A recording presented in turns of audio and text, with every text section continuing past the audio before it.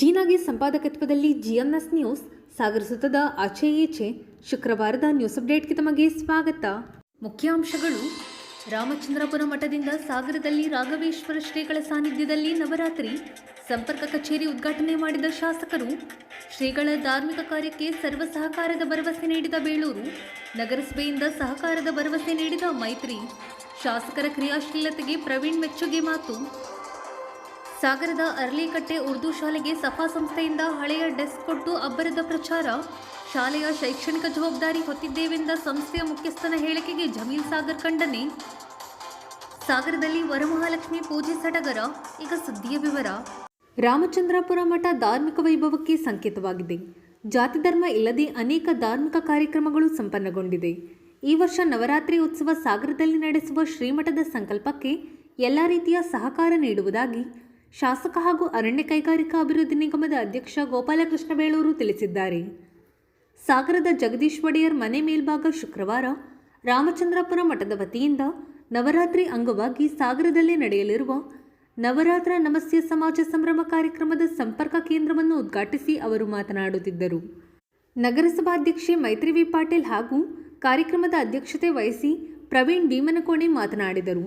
ವೇದಿಕೆಯಲ್ಲಿ ನಗರಸಭಾ ಉಪಾಧ್ಯಕ್ಷೆ ಸವಿತಾ ವಾಸು, ಕರ್ನಾಟಕ ಬ್ಯಾಂಕ್ ವ್ಯವಸ್ಥಾಪಕ ಹರೀಶ್ ಭಟ್, ಕೆಜಿ ಜಗದೀಶ್ ಒಡೆಯರ್, ಹರನಾಥ್ ರಾವ್, ಪ್ರಸನ್ನ ಕೆರೆಕೈ, ಮುರಳಿ ಗೇಜಗಾರು, ರಮೇಶ್ ಹೆಗಡೆ ಗುಂಡುಮನೆ, ರುಕ್ಮಾವತಿ ರಾಮಚಂದ್ರ, ಶಿವರಾಮಯ್ಯ, ಶಾಂತಲಾ ಇನ್ನಿತರರು ಹಾಜರಿದ್ದರು.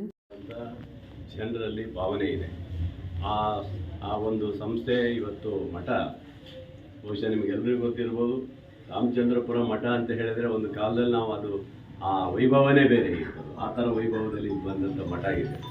ಹಾಗಾಗಿ ಅವರು ಏನೇ ಕಾರ್ಯಕ್ರಮ ಮಾಡಿದರೂ ಸಹ ಸಾರ್ವಜನಿಕರು ಎಲ್ಲರೂ ಯಾವುದೇ ಜಾತಿ ಧರ್ಮದಿಂದ ನೋಡಿಕೊಂಡು ಎಲ್ಲರೂ ಬಂದು ಪಾಲ್ಗೊಳ್ಳುವಂಥ ಕಾರ್ಯಕ್ರಮ ಮಾಡಿದ್ದಾರೆ. ಈ ಸೇರಿ ವಿಶೇಷವಾಗಿ ನವರಾತ್ರಿಯನ್ನು ಇಲ್ಲೇ ಮಾಡಬೇಕು ಸಾಗರದಲ್ಲಿ ಅಂತ ಹೇಳ್ಕೊಳ್ಳೋದು ನಿಮ್ಮೆಲ್ಲರ ಬಹುಶಃ ನಮಗೂ ಅದು ಪುಣ್ಯ ಅಂತ ತಿಳ್ಕೊಂಡಿದ್ದೀವಿ. ಅಂದರೆ ನಾವು ನವರಾತ್ರಿಗೆ ಎಲ್ಲೆಲ್ಲೋ ಹೋಗಬೇಕಾಯ್ತು, ಮೈಸೂರಿಗೆ ಹೋಗಬೇಕಾಯ್ತು, ಇನ್ನೊಂದು ಕಡೆ ಹೋಗಬೇಕಾಯ್ತು, ಎಲ್ಲೆಲ್ಲೋ ಹೋಗೋ ಇದನ್ನು ಇವತ್ತು ಒಂದು ಸಂದೇಶ ಕೊಡಲಿಕ್ಕಾಗಿ ಈಗ ಪೂಜ್ಯರು ಬರೋದ್ರಿಂದ ಇದು ಒಂದು ದೊಡ್ಡ ಮಟ್ಟ ಕಾರ್ಯಕ್ರಮ ಆಗೋದ್ರಿಂದ ಇವತ್ತೊಂದು ಆಫೀಸ್ ಉದ್ಘಾಟನೆ ಮಾಡಿದೆ. ಈ ಆಫೀಸ್ ಮೂಲಕ ಮುಂದಿನ ಬರುವಂಥ 20ನೇ ತಾರೀಕು ನಂತರ ನಿಮ್ಗೆ ಏನು ಕಾರ್ಯಕ್ರಮ ಇದೆ ಅಲ್ಲಿಂದ ಖಂಡಿತ ನಾನು ಸಹ ನಿಮಗೆ ಏನು ಸಹಕಾರ ಕೊಡಬೇಕು ಎಲ್ಲವನ್ನೂ ನಾನು ಕೊಡ್ತೇನೆ. ಮತ್ತು ಯಾವುದೇ ಅಡಚಣೆ ಆಗೋ ರೀತಿಯಲ್ಲಿ, ಯಾವುದೇ ತೊಂದರೆ ಆಗೋ ರೀತಿಯಲ್ಲಿ ಸಂಪೂರ್ಣ ಸಹಕಾರವನ್ನು ತಾಲೂಕಿನ ಒಬ್ಬ MLA ಆಗಿ ಹೋಗಬೇಡಿ. ಖುಷಿಯಾಗಿದೆ. ಅದರಲ್ಲೇ ಒಡೆಯವರು ಇವತ್ತು ಈ ಒಂದು ಜಾಗ ಕೊಟ್ಟಿದ್ದಾರೆ. ಅವ್ರ ಬಗ್ಗೆ ಭಾಳ ಗೌರವ ಇದೆ ಬಿಡಿ. ಅವ್ರ ಬಗ್ಗೆ ನನಗೆ ಹಿಂದೆ 2004ರಲ್ಲಿ ಈ ಜಾಗವನ್ನು ನನಗೆ ಆಫೀಸ್ ಕೊಟ್ಟಿದ್ದರು. ಆ ಕಾಲದಲ್ಲಿ ನಾನು ಭಿನ್ನಾಗಿ ನಾನು ಒಬ್ಬ MLA ಆಗಿ ಬಂದಿದ್ದು ಫಸ್ಟ್ ಟೈಮ್ ಈ ಒಂದು ಜಾಗದಲ್ಲೇ ನಾನು ಪ್ರಧಾನರಿಗೆ ಗೊತ್ತಿದೆ. ಇದೇ ಜಾಗದಲ್ಲಿ ಆಫೀಸ್ ಮಾಡಿಕೊಂಡು ಇಲ್ಲೇ ನಮ್ಮ ಕಾರ್ಯ ಚಟುವಟಿಕೆ ಮಾಡಿ 2004ರಲ್ಲಿ ನಾನು ಇಲ್ಲಿ MLA ಆಗಿದ್ದ ಸ್ಥಳ ಇಲ್ಲೇ ಆಗಿತ್ತು. ಗೊತ್ತಿದೆ ಎಲ್ಲರಿಗೂ ಇದೆ. ಹಾಗಾಗಿ ಇದೊಂದು ಪವಿತ್ರ ಒಂದು ಒಳ್ಳೆಯ ಸ್ಥಳ ಇದು. ಇದಕ್ಕೆ ಭಾರಿ ಡಿಮ್ಯಾಂಡ್ ಇದೆ. ಇಲ್ಲಿ ಎಲ್ಲ ಕೇಳ್ತಾ ಇರ್ತಾರೆ, ಎಲ್ಲರೂ ಕೇಳ್ತಾರೆ, ಒಡೆಯರ ಮನೆ ಹತ್ರ ಒಂದು ಆಫೀಸ್ ಮಾಡಬೇಕು ಅಂತ ಕೇಳ್ತಾರೆ. ಹಾಗೆ ಒಳ್ಳೆ ಆಫೀಸ್ ಇದೆ. ಇದರಿಂದ ಸಂದೇಶ ಹೋಗುತ್ತೆ. ಮತ್ತು ಗುರುಗಳು ಇವತ್ತು ಇಡೀ ರಾಜ್ಯಾದ್ಯಂತ ಓಡಾಡೋ ಮೂಲಕ ಬೇರೆ ಬೇರೆ ಕಾರ್ಯಕ್ರಮಕ್ಕೆ ಹಾಕೊಳ್ಳೋ ಮೂಲಕ ತಮ್ಮ ಕಾರ್ಯಕ್ರಮ ವ್ಯಾಪ್ತಿಯನ್ನು ಬಹಳ ದೊಡ್ಡ ಮಟ್ಟಕ್ಕೆ ಬೆಳೆಸ್ಕೊಂಡು ಹೋಗಿದ್ದಾರೆ. ಹಾಗಾಗಿ ಪರಮ ಪೂಜ್ಯರ ಎಲ್ಲ ಕಾರ್ಯಕ್ರಮಗಳಿಗೂ ಸಹ ನಾವೆಲ್ಲರೂ ಸೇರಿ ಒಟ್ಟಾಗಿ ನಿಂತು ಆ ಕಾರ್ಯಕ್ರಮವನ್ನು ಯಶಸ್ವಿಗೊಳಿಸುವಂಥ ಕೆಲಸವನ್ನು ನಾವೆಲ್ಲರೂ ಸೇರಿ ಮಾಡೋಣ. ಇದೆಲ್ಲ ಏನು ಇದು ಮಾಡುವಂಥ ಪ್ರಶ್ನೆನೇ ಇಲ್ಲ. ಹಿರಿಯರಾದಂಥ ಹರನಾಥ್ ರಾಯರು ಹಿಂದೆಲ್ಲ ನಿಮ್ಮ ಇದೆಲ್ಲ ಅಂತ ಕಲ್ಯಾಣ ಮಂಟಪ ಇತ್ತಲ್ಲ, ನಾಗೇಶ್ವರ ಭಾರತಿ ಕಲ್ಯಾಣ ಮಂಟಪದಲ್ಲೇ ಮಾಡ್ತಿದ್ರು. ಅಲ್ಲಿ ನಾವೆಲ್ಲ ಅವಾಗೆಲ್ಲ ಬಂದಿದ್ವಿ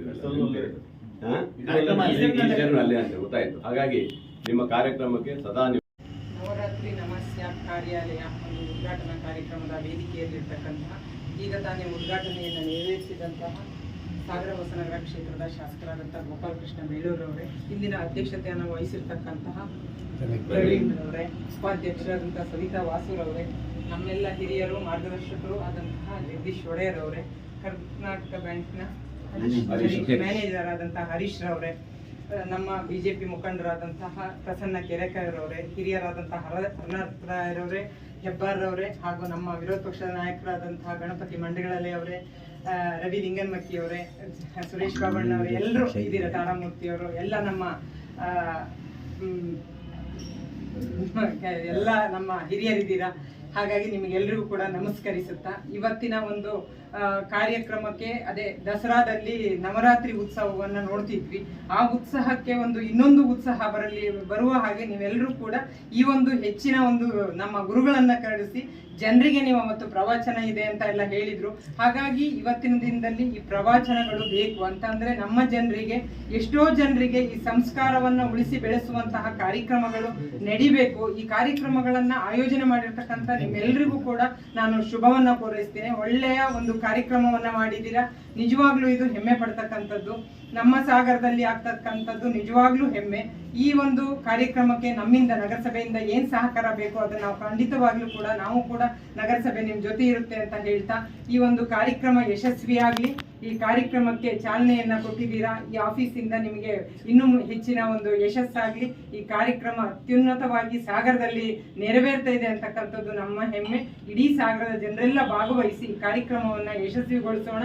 ಈ ಕಾರ್ಯಕ್ರಮದ ಎಲ್ಲರೂ ಕೂಡ ಒಂದು ಆಶೀರ್ವಾದ ಗುರುಗಳ ಶ್ರೀ ಸಂಸ್ಥಾನದವರ ಪಾದಾರವಿಂದಗಳಿಗೆ ನಮಿಸುತ್ತಾ ವೇದಿಕೆಯ ಮೇಲೆ ಆಸೀನರಾಗಿರುವ ಮತ್ತು ವೇದಿಕೆಯಲ್ಲಿ ಎದುರಿಗೆ ಕೂತಿರುವ ಎಲ್ಲ ಗಣ್ಯಮಾನ್ಯ ವ್ಯಕ್ತಿಗಳೇ, ಹಿರಿಯರೇ ಹಾಗೂ ನನ್ನ ಗುರು ಬಂಧುಗಳೇ,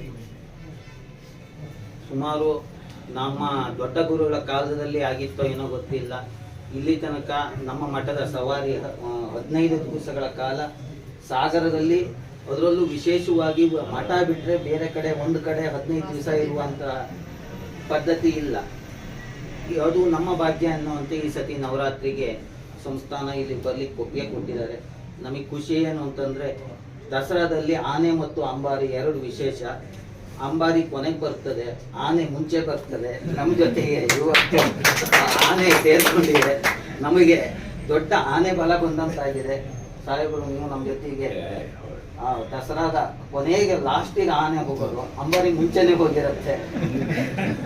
ಒಟ್ಟಿಗೆ ಬಂದು ಕೊನೆಗೆ ಹೋಗುವ ಆನೆ ಹಾಗೆ ನಮ್ಮ ಜೊತೆಗೆ ಇರಬೇಕು ಅಂತ ಕೇಳ್ಕೊಳ್ತಾ, ಜೊತೆಗೆ ಇಲ್ಲಿ ಸೇರಿರುವಂತಹ ಎಲ್ಲ ಗಣ್ಯಮಾನ್ಯ ಹಿರಿಯರು ಕೂಡ ಈ ಕಾರ್ಯಕ್ರಮವನ್ನು ಚಂದ ಮಾಡಿ ಒಂದು ಅದ್ದೂರಿಯಾಗಿ ವಿಶೇಷವಾಗಿ ನಡಿಬೇಕು ಅಂತೇಳಿ ನಡೆಯಲು ತಮ್ಮೆಲ್ಲರ ಸಹಕಾರವನ್ನು ಕೇಳ್ತಾ ಇದ್ದೇನೆ. ಹಾಗೆ ಈ ಸತಿಯ ನವರಾತ್ರಿ ಪ್ರಾಧಾನ್ಯವಾಗಿ ಧಾರ್ಮಿಕ ಕಾರ್ಯಕ್ರಮಗಳು, ಲೋಕದ ಒಂದು ಶಾಂತಿ, ವಿಶ್ವಶಾಂತಿಗಾಗಿ ವಿವಿಧ ಧಾರ್ಮಿಕ ಕಾರ್ಯಕ್ರಮಗಳನ್ನೇ ಕೇಂದ್ರವಾಗಿ ಇರಿಸಿಕೊಂಡು ನಡೀತಾ ಇದೆ. ದಿನವೂ ಸಂಸ್ಥಾನದವರಿಂದ ಲಲಿತಾ ಪ್ರವಚನಗಳು ಇರ್ತದೆ.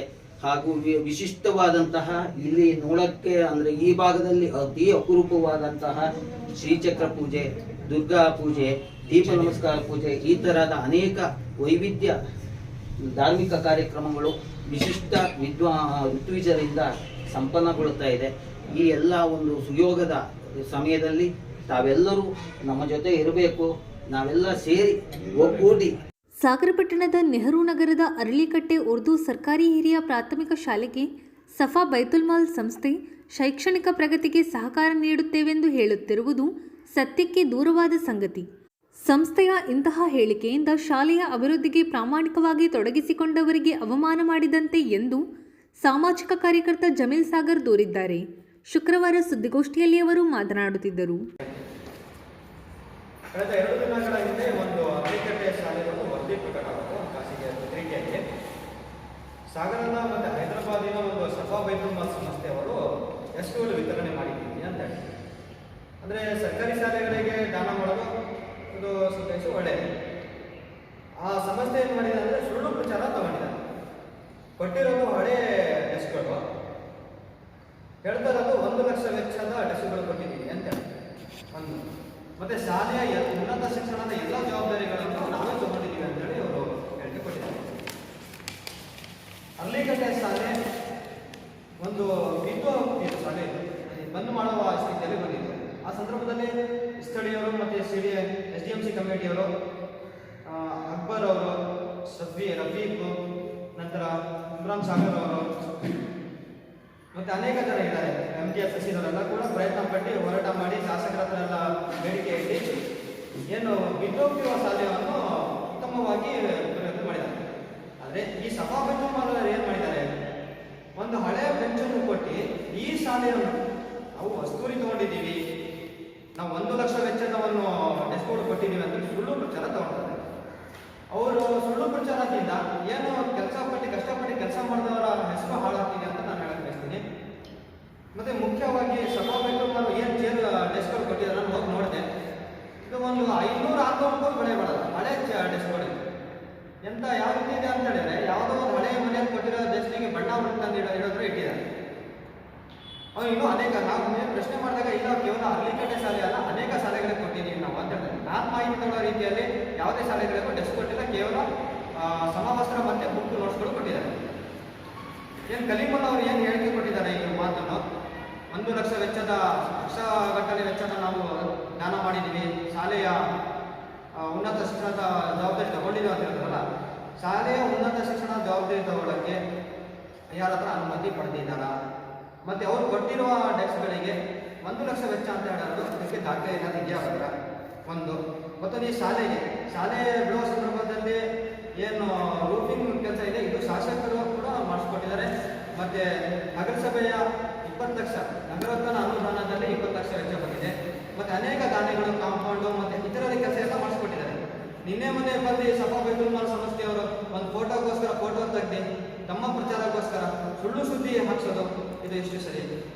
ಕಲಿಮಾಲ್ ಅವರು ತಕ್ಷಣ ಅವ್ರು ಹೇಳಿರುವ ಹೇಳಿಕೆಯನ್ನು ವಾಪಸ್ ತಗೋಬೇಕು. ಮತ್ತೆ ಶಾಲೆಯ ಸಮಿತಿಯ ಮುಂಭಾಗದಲ್ಲಿ ಒಂದು ಸಭೆ ರಚಿಸಬೇಕು. ಇಲ್ಲ ಅಂತ ಹೇಳಿದ್ರೆ ಅವರ ವಿರುದ್ಧ ಕಾನೂನು ಹೋರಾಟ ಮಾಡ್ತೀವಿ, ಮತ್ತೆ ಅವರ ಸಮಸ್ಯೆ ಎದುರುಗಡೆ ಪ್ರತಿಭಟನೆ ಮಾಡುವ ಎಚ್ಚರಿಕೆ ಕೂಡ ಅವರು ಕೊಡ್ತೀವಿ. 1999ರಿಂದ 2001 ತನಕ ಒಂದು ದಾಖಲೆ ಚೆಕ್ಗಳು ಸಿಗತ್ತೆ.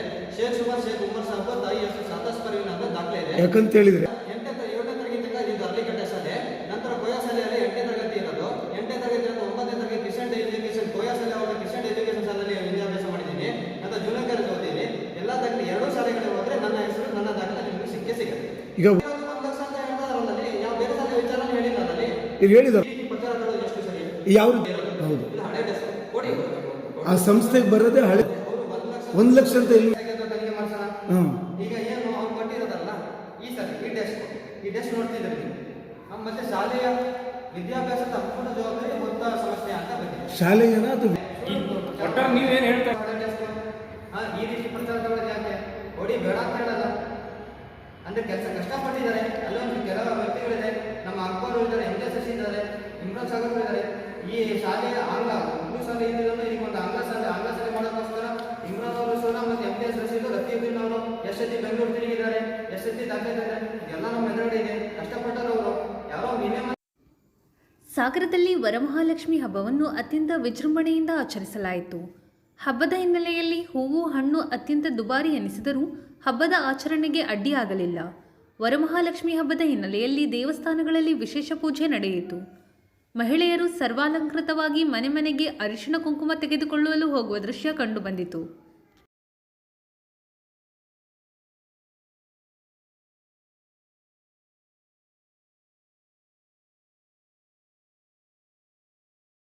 ಇದು ಶುಕ್ರವಾರದ ಸಮಗ್ರ ಸುದ್ದಿ. ನಿರಂತರ ಸುದ್ದಿಗಾಗಿ ನೋಡ್ತಾ ಇರಿ GNS ನ್ಯೂಸ್. ನಮಸ್ಕಾರ.